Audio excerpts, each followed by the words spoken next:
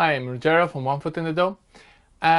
So today we are looking at a fantastic movie. Not well known, but absolutely amazing and unbelievable, which is Possession by Andrzej Zulawski.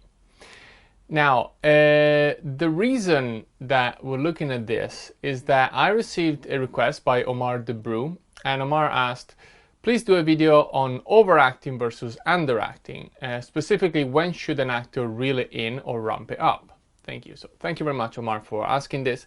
Now, I have actually shot another video on this subject, which I will publish later on. But at the same time, as I was sort of thinking of these themes, I actually stumbled upon this movie, Possession, and I fell completely in love with this. It's not a movie for everybody, and guys, caution, there are some very heavy images coming up, okay, so it might be disturbing, so be warned about that, okay. The reason I wanted to talk to you about this, I want to show you this, is that it really goes to the heart of this question. What does it mean to overact? It's interesting because that's what every actor is always terrified about, right? And there is a general rule that, you know, even if it is an argument or whatever, we don't want it to become a shouting match. This is the movie that proves that that's not always true. There are situations, there are movies, even entire movies, where heightened level of emotions are required. So how do you know when too much is too much? And so, bit of a context in what this movie is, although as I said, go see it if you have the stomach for it. The movie is basically the breakdown of a marriage. It's set in Berlin, it's shot in 1981, and at the time was the Berlin Wall was up. And it is set in West Berlin, right by the wall, which has a whole symbology in itself. And it is about the breakdown of this marriage. On top of this, there is a supernatural element that goes on this, which is why the movie is called Possession, and the woman kind of gets possessed by something. Now, the whole movie is heightened. It has extremely raw emotions, and even the camera movements, they keep moving all the time, and it keeps the characters in this extremely heightened emotional state. It's very easy if you take any single scene from this to just dismiss it as that's way overacting, nobody acts like that. But actually, if you watch the whole movie, it's not. It completely fits what this is, this reality, and most importantly, the emotional situation that these characters find themselves into. Even more importantly, I think, is understanding that not everything has to be literal. Sometimes you need a performance to be heightened because it really examines a certain emotionality in certain extreme circumstances. And guys, life is not always subtle. People scream, people shout, people go a bit crazy sometimes, even without talking about proper mental illness and stuff, in which case people do behave in absolutely over-the-top ways. So when does an actor need to go there? So we're gonna watch now this very famous and infamous scene. Just so you know, this movie was banned in several countries for many years.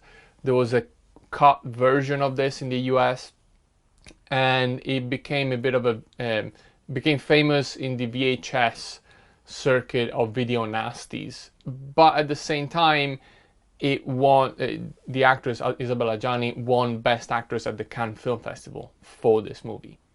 So it received extremely big praise by the critics, or at least part of the critics, and at the same time the general public kind of shunned it because it was so extreme. So we're gonna watch this scene, and we're gonna watch the whole thing. Okay, this time I'm not gonna interrupt it, I'm not gonna comment on it. We're gonna just watch it and then talk about it afterwards. Okay? Let's watch. So I really wanted to show you this whole clip as it is, the original, without any commentary, but unfortunately YouTube keeps blocking the video, so I'm going to leave a link to the whole clip down below, so please go and check it out and I'm gonna have to keep talking over this, and I'm gonna also have to make more cuts than there were. So there are only 3 cuts in this sequence, so it's 3 long bits that she does. So it's not a one take, but it is close enough. She had to do a lot of this just in one, basically. Look at the intensity in her physicality, and how she's moving, how she's completely losing control. Like, I know that the actress has a background in ballet, I think, or as a dancer, and you can totally see that in the physicality here. I think the way she uses her body, the way she's able to really get all of her being into this, and it's almost tribalistic, although it wasn't rehearsed or it wasn't pre-planned fully. Now, losing control this much and really giving yourself up to the performance in this way is scary. It's extremely scary and difficult. There will always be a part of your brain that tells you that it's too much, that you're looking silly and whatever. And so it's extremely brave of her to go this far. And of course, now here's the second cut, and this is extremely disturbing to watch, to witness, and to do. Like, look at that look in her eyes. That's scary, very scary.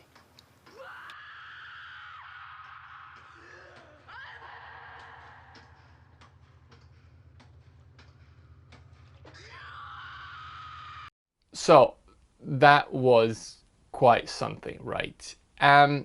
When I first saw this, it was actually a meme on Facebook, and it was something like, when your boss tells you that you have to go into work on your day off, and stuff like that, or when your director tells you to bring it up a little bit. And obviously it's funny. If you put it in that context, it's funny. And I know that if you watch it outside of the movie, it does look like too much. What the hell? But it's not. There is an intensity that goes into this that matches the rest. This is one of the climaxes of the movie. And for the actress to really go there, to really bear herself so much, lose control so much, it's hard. It's very hard and very difficult. So how can we say if this is overacted or not? Of course, it's a matter of personal opinion. One way I like to look at it is this. What the performance requires is we can imagine it as a glass, okay? And the size of the glass depends on the style of the movie, the character, the emotions involved. The job of the actor is to fill up the glass with their talent, with their skill, with their energy, with their emotions, and to fill it up completely and just there, but without overflowing. If you overflow, that's overacting. If you only fill halfway, then it's underacted. Both are wrong and both are problematic in different ways. The overacting is more obvious.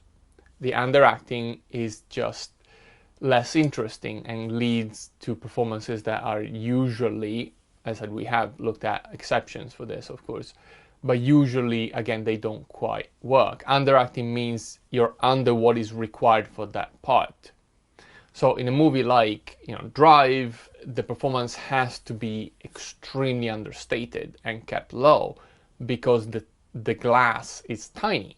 But Ryan Gosling, for example, does exactly what that role requires. This movie, Possession, is completely different. Even though it's not comedic, it's absolutely realistic and tragic.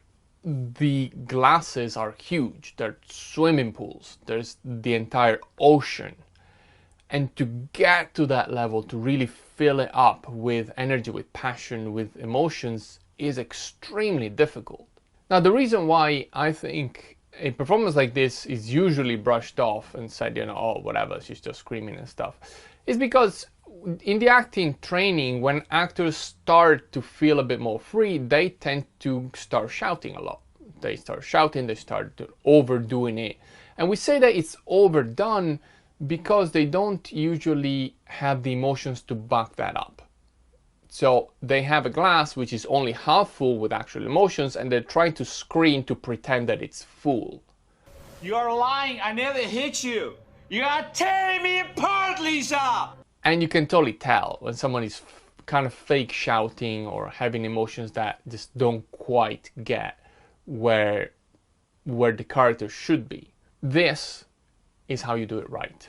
This is how you really get that. And it requires so much more courage, so much more bravery, and real pain. I know that Isabelle Adjani had a mental breakdown after shooting this. She even tried to commit suicide. Luckily, she didn't manage. And so, of course, we can get now into different type of discussion whether it is good, healthy for an actor to go there, and for a director to push an actor to go there. That's a whole other discussion. But it is an amazing performance. And it's an amazing performance that most actors wouldn't be able to give. It's a very, very difficult performance to give. So going back to this question of when do you need to ramp it up or when you need to bring it down, I think the main thing is what is required of the role, what is required of the movie in general. What's the style of the movie? What is the character like? And what are the emotions that are needed? You need to find a way to give enough, but not too much. And it is obviously very personal. Each one of you will have their own thing. Some people are find it super easy to cry or to give that type of emotions, but something else they find extremely hard. So for the emotions, they might have to reel it in a little bit, unless they are doing something like this. Whereas for something else, for comedy or whatever, they might want to push it more. They might need to push it more to get to the level that is needed. As I said, you can't, you need to trust your director. You need to trust that the director will know what they want, and you need to try and give it to them without fear. Remember that ultimately, if a movie is bad, it is the director's fault. And of course, every actor is afraid of coming across as stupid. But remember that most often than not, bad acting is usually because of underacting, not overacting. At least once you get to professional level, it's always a problem of not doing enough rather than doing too much. Because also it's usually easy for a director to bring you back and let you do a bit less, rather than someone to push you to do more. So guys, let me know what you think. As I said, if you have a chance, watch Possession. It is mind-blowing. And as always, like, share, and subscribe. And let me know if you have any topics you'd like me to talk about. Thank you so much. I will see you soon. Bye-bye.